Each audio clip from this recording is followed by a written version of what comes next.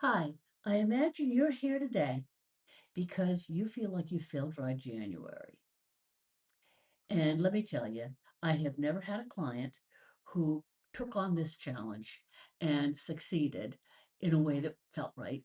And they all feel bad about themselves. They all feel like they're failures or somehow discouraged or unhappy with themselves, feel less than in some way. Never had it happen that somebody took dry January and was successful. That tells me a lot. Anyway, today what we're going to do is we're going to talk about how and why it failed you. And then we're going to go on and help you take back control. All right. So my name is Carrie, and I want to welcome you if you haven't been here before, or if you've been here a million times before. I want you to welcome you to Kitchen Table Shrink. The plan here is to talk about, discuss, teach um, basic simple mental health skills and tools and hacks that will help ordinary everyday people manage stuff in their lives, little challenges here and there, in a more lighthearted way than you usually get in a therapist's office. I'm going to teach you a way to get rid of the failure feeling, but most importantly, to build a plan. If you want to do that time frame, uh, task challenge of changing your relationship with alcohol, which is a lot of a wonderful thing. And you could do it in the right way. And we're going to build a plan with the SMART goals plan. It's a nice, simple framework, 5 letter acronym SMART, SMART. Okay, let's go. So, you failed dry January. Just for your information, everybody does, and I don't mean everybody. That's all or nothing thinking, which is never particularly a good plan. But so many people do that the newspaper even wrote, a British newspaper this past month wrote, dry January is officially dead as Brits begin buying booze again in just 12 days in. And it was a British newspaper. It all comes from Britain, this whole thing. Anyway, um, what I want to do here is explain that it's common because it's dry January is generic. It's like meant to be a panacea. But if we know anything about the real world, it's that nothing works for everybody all the time. And so I'm sure some people do fine. It works for them for whatever their goals are. But on the whole, dry January is not going to work for most people. So it's kind of a scam. It doesn't mean to be a scam. It's not trying to be a scam, but there you go. Anyway, first thing I want to talk about is that feelings are not facts. If you learn nothing else from me, that's what I say to my clients. If you learn nothing else from me, it is that feelings are not facts. And that means that your feelings, while they encompass you and they come from within, someone from the outside, somebody looking objectively, have no idea, doesn't wouldn't have the same opinion. It's basically it. You don't know it, but you feel it, so it's got to be true. Well, it doesn't have to be true. And a lot of times, the things that we are pretty certain are true aren't. So even though you feel like you have failed dry January, I don't think you did. I think probably what happened was the dry January failed you because of the things it's inadequate about, the things that it doesn't include and doesn't help you prepare for, and the generic panacea way that it is. So, um, what are the facts then? How can you set yourself up next time, if you do such a thing again, to avoid the failure part? Because the failure isn't good. That just feels bad to yourself. We're going to look at what goals you had that were that vague sort of goal that that you weren't sort of encouraged to or told to write down. Let's write them down, because when you write things down, there's something that happens between your brain going down it through in a pencil. I don't know what happens, but it becomes more solidified, more easy to work with. Maybe because it becomes less emotionally attached, it becomes a thing of itself. So do that. Write that stuff down right away. Now, what we're going to do is look at what worked, what your goals were, and what didn't work, what didn't happen that you were hoping and expecting. And then we're going to rework them using SMART goals, SMART. You may have heard of them, I don't know. They're really common in the therapy world, but they're also common in other contexts. Sometimes workplaces use them to clarify um, uh, tasks. In any case, we want them SMART: specific, measurable, achievable, realistic, and time bound or timely. Let me put this up here so you can, while I'm babbling away, you can write them down. Is that helpful? That's better. Okay. Here we go. Write that down. Specific, measurable, achievable, and realistic, and timely or time bound. What it means, this time bound things means attached to a specific unit time for a reason. And so you got those down now? Good. Okay. You can always spin back and pause to write those down if you couldn't get them. All right. So specific, measurable, achievable, realistic, and timely. That takes things very far away from the vague, which was what was offered pretty much by your Dry January program. Okay, so specific. What do I mean by specific? Specific is specific. It's, for example, when I used to have clients that would say, I want exercise more. Exercise more is pretty vague.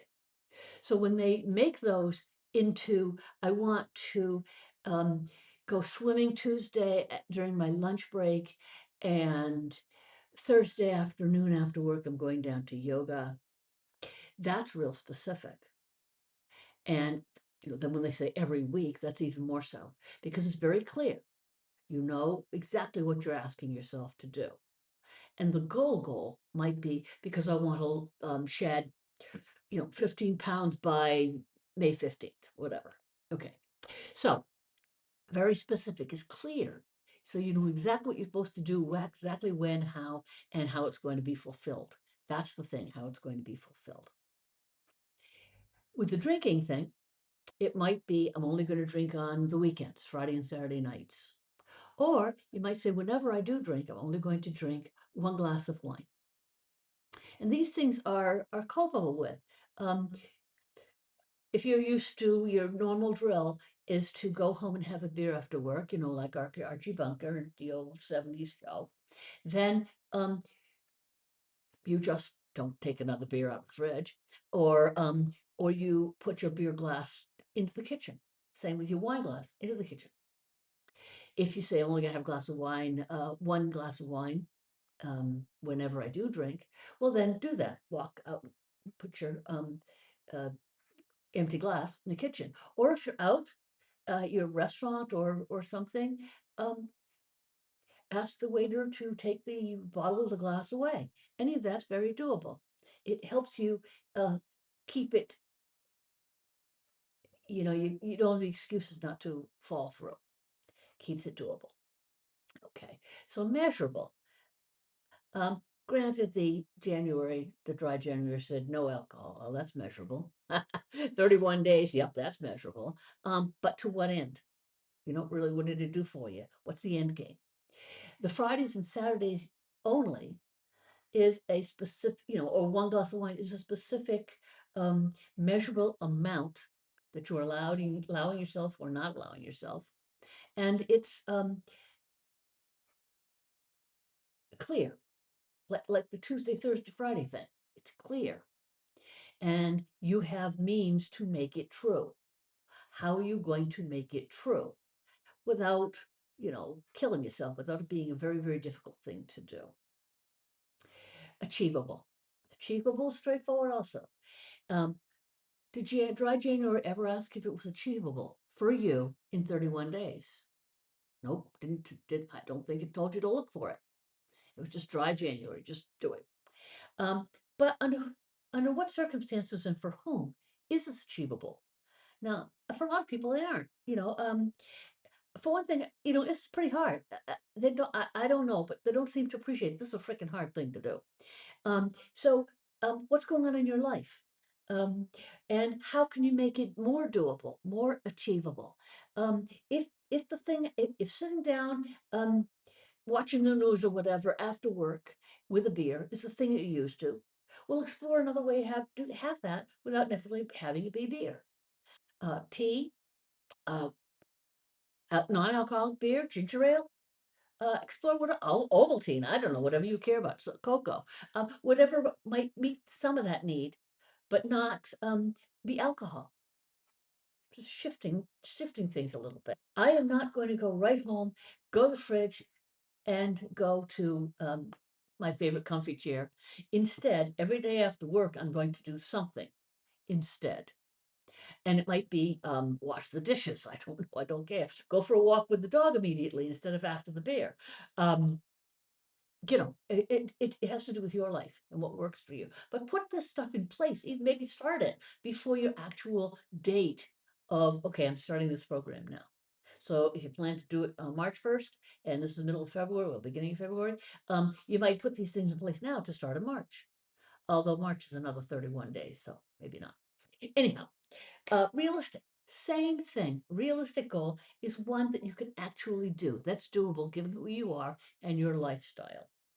Again, assumed or totally missed or something by the dry January concept. That challenge is just sort of assumes, of course it's doable. You'll figure it out. Well, it's hard. You think more about it, just figure it out. Is suppose at work, January is the really worst, most stressful time.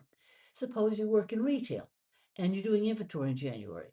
And no good. I worked in retail at one time in my life, several times in my life. And come inventory time, come January, February for some, come January, it's all hands on deck. Now, granted, it's a wonderful time to win overtime money, but it's not a time to put on something more stressful, something that's emotionally and physically draining on you, which a challenge to change something major in your lifestyle is big. So don't do it then. Don't do it if you're just about to go off on a cruise with your friends, because where are you going to drink? But on a cruise. And if it's like an ocean cruise, I don't know what river cruises are like, but ocean cruises, you spend most of the time in the lounge waiting, hanging out in the water. That's what you do. What are you going to do with it? There's only so far shuffleboard can go. All right. So make sure it's reasonable for you. It's doable for you. For me, and it's probably so for a lot of people who are listening, um, there's SAD, SAD, seasonal affective disorder.